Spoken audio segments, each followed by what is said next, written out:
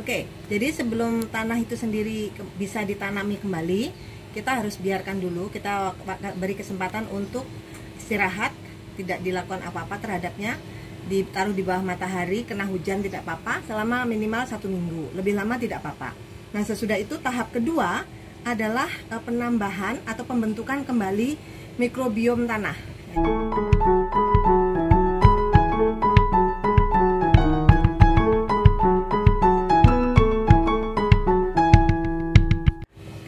Mikroba di dalam tanah itu fungsinya adalah mengurai bahan-bahan organik yang ada di dalamnya sehingga mereka nanti berubah menjadi nutrisi yang kemudian dimanfaatkan oleh akar tanaman. Itu fungsinya.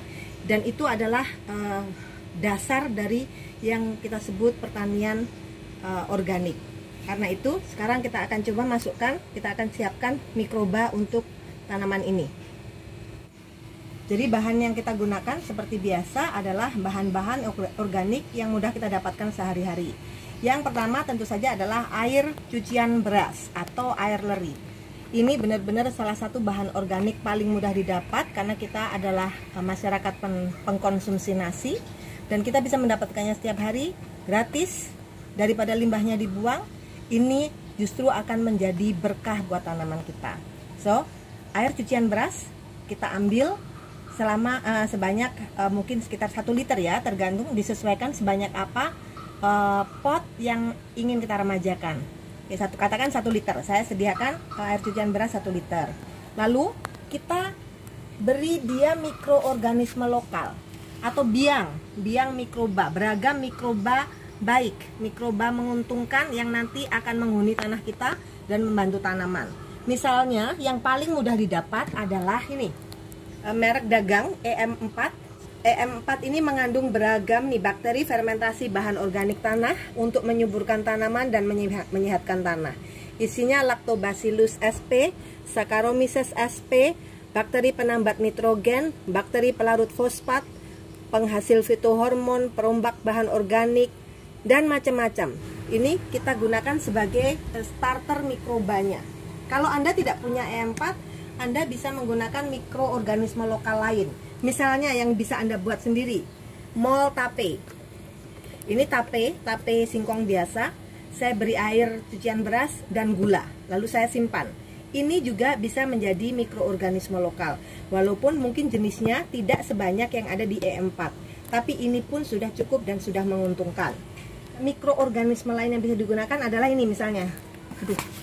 Nih. Ini adalah mikroorganisme yang terbuat dari nasi basi yang sudah ditumbuhi jamur, beragam jamur ya. Jamur ada jamur trichodermanya, macam-macam mikroba yang ada di mol nasi basi. Ini walaupun tampangnya seperti ini, baunya sangat wangi seperti bau tape. Segar sekali. Ini kita juga bisa gunakan untuk menjadi biang mikroba pada tanah kita. Oke, jadi selagi kita menunggu tanahnya dijemur dulu, tanah yang akan kita daur ulang, kita gunakan ulang untuk menanam, kita siapkan ramuan atau campuran mikrobanya. Nah, bahan utama yang digunakan di sini adalah air leri atau air cucian beras. Karena air leri kaya sekali dengan nutrisi, vitamin B kompleks, beragam mineral, dia mengandung karbohidrat yang berguna untuk perkembangbiakan mikroba itu. Nah, ini saya gunakan air leri hari ini. Nah, ini ada tips lagi. Kalau Anda mencuci beras menggunakan air PAM, maka sebaiknya air lerinya jangan langsung digunakan karena air PAM mengandung klorin atau kaporit. Jadi sebaiknya setelah mencuci beras, Anda sisihkan dulu, kalau bisa ditaruh di bawah sinar matahari selama paling tidak 1 jam. Sesudah itu klorinnya akan menguap dan air lerinya aman digunakan. Oke, itu kalau Anda mencuci beras menggunakan kran. Nah, air leri yang pertama bisa digunakan untuk memancing jakaba. Saya ada video yang lain di channel ini tentang bagaimana memancing jakaba menggunakan air cucian beras yang pertama. Nah, air leri yang kedua, ketiga bisa dimanfaatkan untuk menyiram tanaman dan mengembangbiakkan bakteri seperti ini. Oke, ini air lerinya sekitar mungkin 2 liter ya. Saya akan beri EM4 2 sendok. Biasanya takarannya memang untuk 1 liter itu tumpah. Air E4-nya 1 liter 1 sendok. Ini karena 2 liter, saya gunakan 2 sendok. Kemudian supaya mikrobanya semakin beragam, saya juga akan tambahkan mikroorganisme yang berasal dari nasi basi yang sudah difermentasi. Baunya wangi sekali. Sama E4 itu juga baunya wangi ya. Saya kasih 2 sendok saja sudah cukup. Supaya bakterinya macam-macam. Kemudian yang terakhir saya akan kasih, karena kebetulan saya punya mol AP singkong. Ini mengandung ragi juga, Saccharomyces sp. Jadi memberi variasi lagi. Nanti dia akan memberikan warna lain pada ramuan mikroba kita. Nah, sesudahnya jangan lupa ditambahkan molase atau gula. Bisa gula putih, bisa gula merah, atau bisa juga molase, tetes tebu yang kita bisa beli di toko pertanian ya. Nah, biasanya untuk 1 sendok mikroba itu kita butuhkan 2 sendok molase. Molase ini berisi gula kan, karbohidrat juga yang akan membantu perkembangbiakan mikrobanya. Nah, tapi karena saya tadi total menggunakan 6 sendok mikroba, saya akan gunakan ini 3 sendok. Kenapa cuma 3? Karena air lerinya sudah mengandung karbohidrat. Jadi saya akan tambahkan 3 saja, sudah cukup. Sudah banyak karbohidrat di air lerinya, jadi saya pikir gulanya 3 cukup. Tapi kalau Anda memiliki stok banyak, tidak apa-apa. Lebih tidak apa-apa. 6 ya, 6 sendok makan gitu. Saya 3 aja. Lalu diaduk. Nah, sesudah diaduk ini jangan langsung disiramkan. Kenapa? Karena ketika ada di dalam botol ini, mikrobanya tidak aktif. Mereka masih dorman, masih tidur gitu, santai, rebahan. Nah, jadi dia harus dicampur dengan makanannya dulu, dengan gula dan air leri, lalu diberi waktu untuk bangun. Ya, bangun, menggeliat, oke waktunya kerja gitu ya. Jadi diaduk yang rata, lalu biarkan minimal 10 menit sampai bakteri-bakterinya terbangun semua. Kalau Anda punya, ini akan lebih baik lagi kalau diberi aerator, dipasangi aerator, yaitu pompa kecil yang mengalirkan udara ke dalam air ya. Biasanya kalau orang punya akuarium, biasanya pasti punya aerator gitu. Tetapi ini juga bisa digunakan untuk mengaerasi ramuan mikroba ini. Kenapa? Karena ketika ditambahkan oksigen ke dalamnya, maka dia akan semakin bagus untuk kehidupan mikroba di dalamnya. Jadi karena saya kebetulan ada aerator, sekarang sambil menunggu bakterinya aktif semua, saya akan aerasi ramuan ini.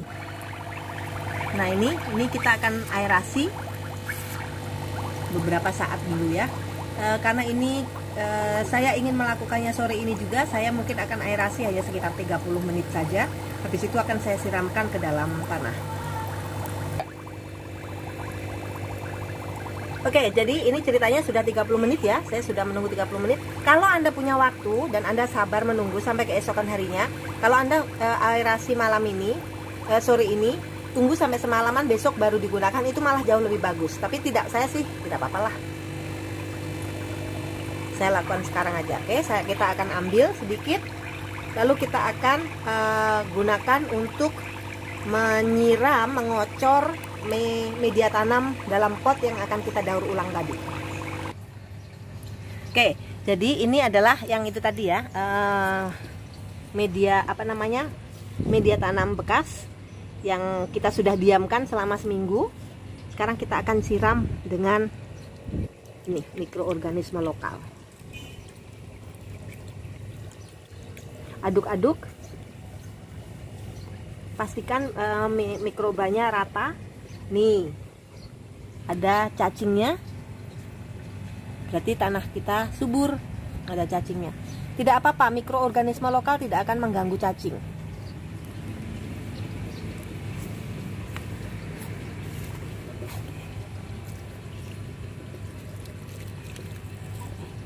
Nah, saya akan basahi.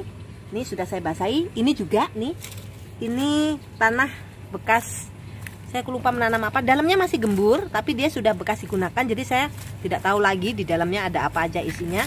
Ini sudah kita diamkan selama seminggu lebih. Sekarang juga saya akan, ini sisa-sisa seperti ini, asal ini barang organik, batang kayu, daun kering, biarkan saja. Nanti juga dia akan membusuk dan terolah oleh mikroorganismenya menjadi nutrisi di dalam tanah. Oke, sekarang ini juga akan saya basahi. Nah, saya akan siram dengan mikroorganisme ini. Ini bahasa lainnya difermentasi sih ya. Ini juga. Nah, pastikan karena ini di dalam pot, ini saya kebanyakan menyiramnya. Coba lihat, jadinya terbuang cairan mikroorganismenya. Sayang sekali. Jadi secukupnya saja, jangan terlalu basah. Jangan sampai kebuang keluar. Kenapa? Karena besok bisa ditambah lagi, bisa ditambah lagi, bisa diulang beberapa kali. Yang penting sesudah diberi mikroorganisme, biarkan tanah ini begini saja selama paling tidak 2 minggu. Setelah 2 minggu dibiarkan, baru dia siap untuk diolah menjadi metan yang baik. Nah, salah satu video kami juga mengolah metan yang baik tadi ada. Jadi apa saja yang ditambahkan lagi ke dalam media tanam yang sudah siap ini. Tapi untuk sekarang, sesudah ditambahkan mikroba seperti ini, maka tugas kita untuk sementara selesai. Oke, jadi begitu ya cara mendaur ulang tanah yang sudah pernah digunakan menanam di dalam pot. Tanah di dalam pot bisa digunakan lagi dan lagi selama kita bisa pastikan bahwa kesuburan dan kesehatan ekosistem di dalam tanah itu masih terjaga. Dan apa yang barusan kita lakukan adalah salah satu caranya, dengan membangun ulang kerajaan mikroba di dalam pot tadi, sehingga tanaman baru yang nanti ditaruh di situ akan bisa settle in dengan baik dan bisa mendapatkan nutrisinya dengan mudah. Demikian, terima kasih atas perhatiannya. Terima kasih telah menonton video-video Rest Garden. Oh ya, ini klip tambahan saya tambahkan karena saya juga, agak lupa kemarin membicarakan tentang bagaimana meregenerasi atau menambahkan ulang mikroba ke dalam media tanam yang ada di lahan, yang bukan ada di pot atau polybag. Di lahan, karena terkena hujan, kemudian airnya mengalir, kita juga tidak tahu kondisi ekosistem di dalamnya. Jadi ada baiknya secara berkala Anda tambahkan juga mikroba di tanah kebun Anda. Caranya sama persis dengan ramuan yang saya buatkan kemarin, hanya ini kita akan siramkan di lahan ya, di bedengan.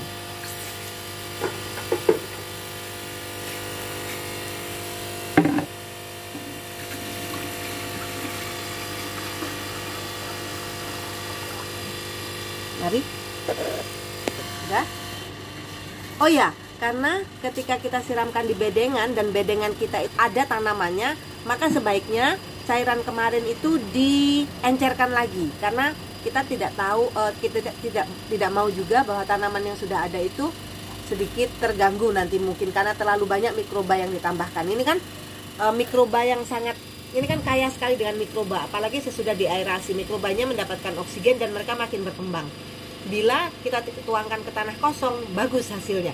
Tapi bila di dalam lahan itu sudah ada tanaman, sebaiknya kita cairkan dulu supaya mikrobanya tidak terlalu banyak.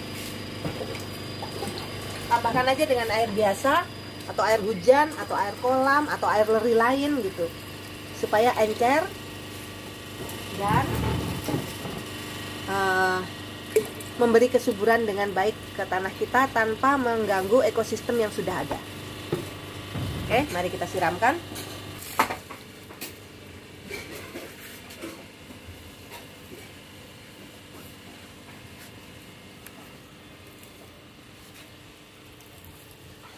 Bisa dikocorkan pada waktu pagi hari atau sore hari.